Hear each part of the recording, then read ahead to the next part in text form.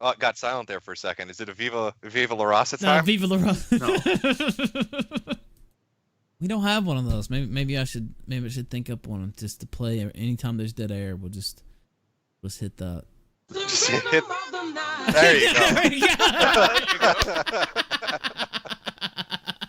Oh no! Oh, all right, Gator, you have the best soundboard in the business. I have to say. I swear to God, it's so good.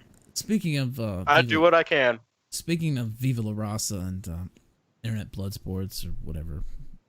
I mean, we're just doing a show here. I don't know if we want to call it Internet Blood Sports, but You don't have to call it anything. Just do your fucking show. yeah, that's People- kind of people how I watch. feel Exactly. too. That's Yeah. kind of how I feel. I mean, we were doing this show way before anyway. So, what did you think of? By the way, I was on the stream Sunday. Obviously, you already know. Most of the people watching this know. At the first opportunity that I was given to leave, I took it like when you gave everybody their final statements. I was like, yeah, let me go ahead and give my final statement and leave. Yeah, you wanted to get the fuck out of there. Yeah, Yeah, I mean, it was like 6.5 hours long. I kind of it got tedious at the end there. It got really tedious.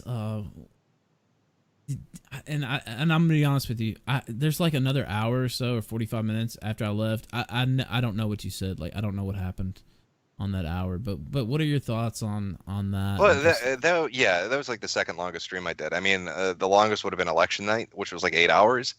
But I was more kind of invested into that. I mean, I was mostly taking a back seat. I mean, you and Worski spoke the least, but after Yeah. you guys, it would probably have been me. And that was kind of the premise that was agreed to. Like people were saying, we want to come on and we want to say the problems we fucking have and present the evidence we have. And I was like, all right, fine. I'll take a back seat. I tried to explain a little in the beginning for like 10 minutes. Like this is kind of the setup. These are the people involved, and this is what they're going to be talking about. And then it was kind of like, okay, I'm just going to take a seat back and let people talk about whatever the fuck they want to talk about. so It was like a screaming match for 6 hours. now, what made you want to do it in the first place? I guess. Well, yeah. So I can't remember who it was initially that started saying shit on Twitter, but Zoom eventually jumped in and he's like, "Well, what about this and what about this?" And then I DM'd him and gave him my perspective on a few things, and he's like, "Well, this is the issue I have. This is the issue I have." And I knew the Backyards Radio guys, Yeah. Jeffsony and Diogenes, I think, Mhm. had an issue with Joakim. So it's like, oh, I don't fucking care. I mean, if people are saying like, if it's the Kumite, if it's blood sports, if it's that kind of a premise where everybody can come on and shit talk each other, and then you got a group of people saying we can't ever get on to shit talk, I was like, fuck it, whatever. I'll set it up if that's what you guys want to do. That was my thought going into it. Like, if you've got Okay. grievances, fine. I'll let you blast away at each other for 5 hours, whatever.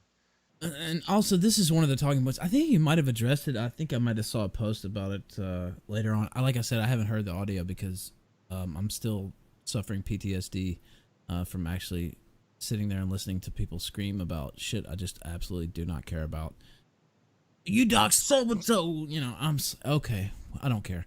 But I think one of the talking points was that they were selling merchandise with your figure. Yeah, Zoom had said that, and I was when I talked to him in DMs, I was like, yeah, that's kind of faggy because I don't sell merchandise, right? Right. And then on the stream talk, I said, well, you said we could, and I was like, oh, well, I don't know then. Maybe he did bring it up, and I was like, fine, whatever, because it was just a Bloodapalooza thing, but I don't remember it. I don't think Okay. Tonka would have a reason to lie on that. He probably asked me on stream. I just don't remember it. But yeah, I mean, I've had the Metokur channel for like, what is it, 4 years now? Yes. Yeah, and I don't sell T-shirts and hats and mugs and shit. So why don't you do that? Let me ask. I have like flashbacks. Do you remember? Well, I don't know if you know who this was, but Helsing was this YouTuber back in like 06 and 07, and he was like one of the first people I ever knew to open up a merchandising shop. Mhm. And he was so full of himself, and we'd always make so much fun of him because he would sell fucking clocks with his face on it, and calendars with his face on it, and journals with everything had his fucking face on it. This big fat face staring at you from a fucking clock on the wall, and like I can't get that fucking image out of my head. So I was like, I'm never gonna do that. I can't ever fucking do that. It is a little cringe. I actually, full disclosure, I do have a shop. I put a few things on there like 2 years ago. I really haven't updated it. Oh, well, But- I think too, it's like, what are you gonna sell?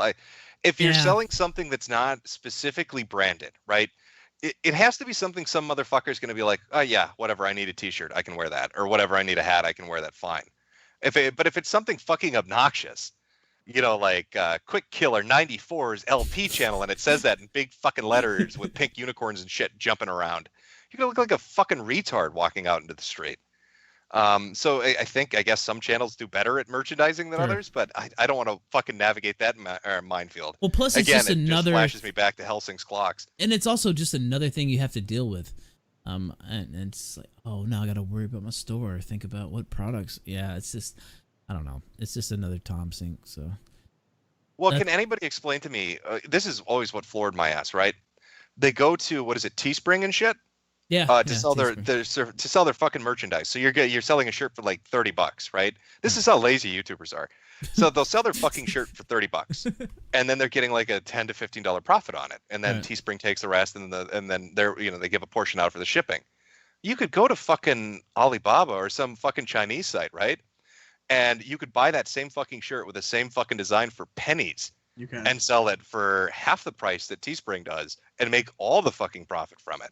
Yeah, but they don't want to actually put the business in place. They could operate they have, I can't remember what the name of it is, but it's like a storefront thing that you can run the supplier through, that the people that buy it don't see who the supplier is, but it looks like a normal store. But they're so lazy, they don't do it. So that always kind of floored me. Like, you could be making more money off your dumb gimmicky merchandise if you didn't go through the laziest fucking method possible. Yeah, but that takes work. You have to get the suppliers to do this. I actually have a little experience in doing that, to be honest. Yeah, you know what I'm talking about then. Yep, like, the prices 100%. are fucking ridiculous. Yeah, you can look at the shirts that most people have on Teespring, you can buy it for about a quarter, if that. And if you buy them in bulk, it's even less. Especially if you get it shipped from overseas. It's about 15 cents a shirt, and to get it screen printed is about $1. And shipping is about, a shirt weighs 12 ounces, so $3 or $4.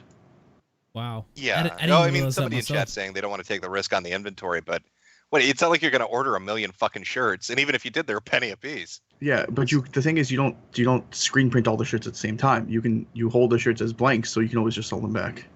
Hey, the other thing too is people have always said, why don't you sell a Metokur hat? Well, dude, go to the fucking store, buy a black hat, and get a white marker. Like, you can make that shit yourself, right? Like, you don't need me to sell it to you. A DIY, do-it-yourself kit. Plus, there's places in malls it's and 5 fucking stars on a black background. I'm pretty sure you can handle that if you got through finger painting in kindergarten. You don't need me to sell you that fucking hat. Plus, there's booths in malls and sites where you can just like send the design and put that on your hat anyway. So it's not really that tough, yeah. There's another rumor that you're actually the man behind the Murdoch series. Can you confirm that, or? No, I probably shouldn't confirm that. I don't want the secret out of the bag, Running all these alternate channels with really heavy, because I'm known for my high production skills. I don't know if you can tell or not. Really great editing, good sound quality. That's specifically what I'm known for, is the amazing sound quality of my fucking videos. So I don't want to give any of the truth seekers out there any hints as to the validity of this claim. All right, we won't. Let's just say you'll have to investigate the wheat fields. We're not saying that properly. It's the wheat fields. The wheat fields, right? See, that's how I know you're an imposter. That's how we check each other. we ask you to pronounce something that's white, or it's got the "wh" sound in it. All right, Jim. Thank you.